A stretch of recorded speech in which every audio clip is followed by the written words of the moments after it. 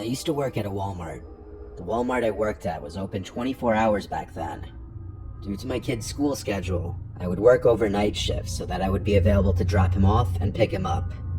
I would do a 10 p.m. to 7 a.m. shift every night. During the day I'd sleep, take care of my son, and work my second job some days. I was exhausted a lot during this time in my life. It wasn't a great time. I had to do what I could to cover rent though. This Walmart was one of the bigger ones. It was a super center, not just a grocery store, so it had everything. It was one of the few open 24 hours around here. I think COVID changed that though. When I got there around 10 this one cold night, there was still a decent amount of shoppers in the store. A lot of people would come in for some late night shopping. As the hours would pass, it would of course quiet down tremendously. The late hours of the night would attract a lot of weirder characters. Weirder than the usual ones during the day. Into the AM hours of the night, there was only one person working the front of the store, and he or she would be at the self-checkout registers. There were no regular registers open this late. There would also be a couple of stock workers on the floor, which was what I did. Then there would be a couple warehouse workers in the back, who I really did never interact with. They did their own thing. And then there's just the night manager on duty.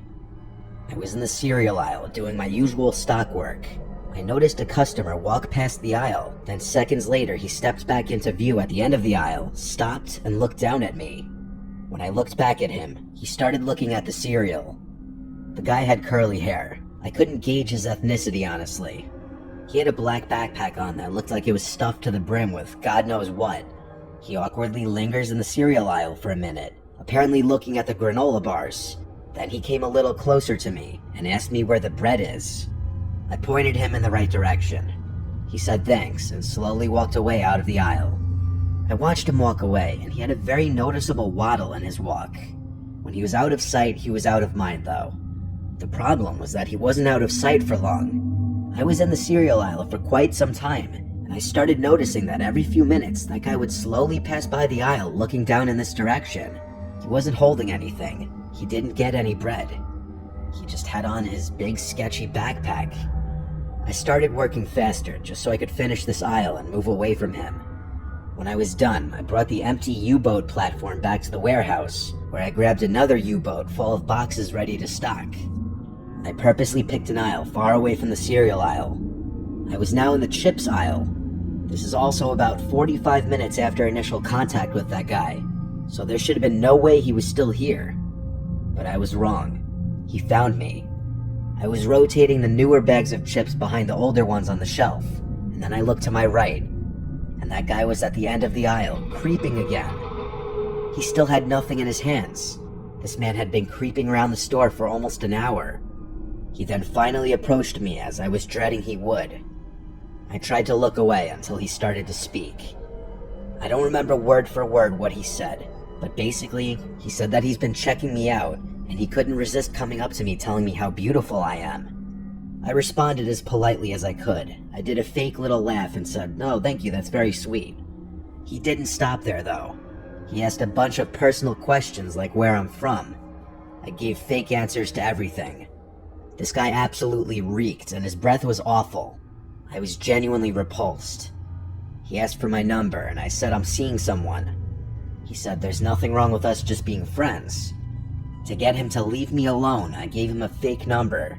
I then told him I really can't be talking to anyone while I'm working. He made some creepy comment before walking away, thinking he was all suave that he got my number, when in reality he was genuinely creepy and I gave him a fake number. I thought that would be the end of it. Hours went by and time felt like it was going in reverse. I wanted to go home. Then, the only other stock worker on the job at that hour suddenly walkie-talkied me, saying there's some creepy-looking guy asking for me. I said, "Oh no," and then told her to tell him I left.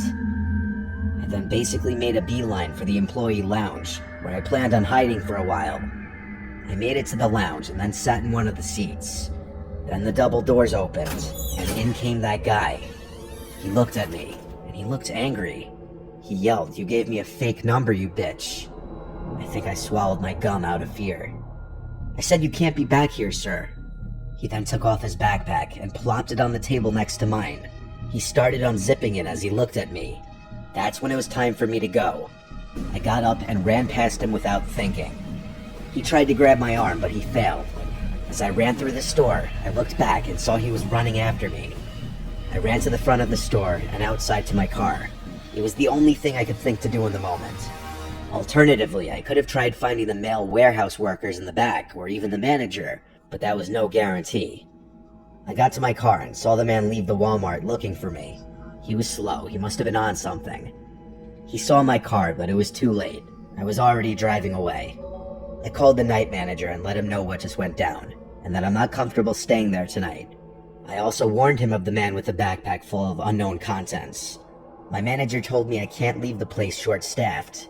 He said he'd call the police to make sure the man doesn't come back, and he told me to come back. I was adamant about not returning that night, though. He eventually got the message and said he'd review the camera footage, but that I need to come back tomorrow night. And I did. He allegedly notified the police the next day of the man and gave the police department the surveillance footage. I met a lot of characters working that job, but this guy was by far the scariest. I don't know what he was reaching for in his backpack. I don't want to either.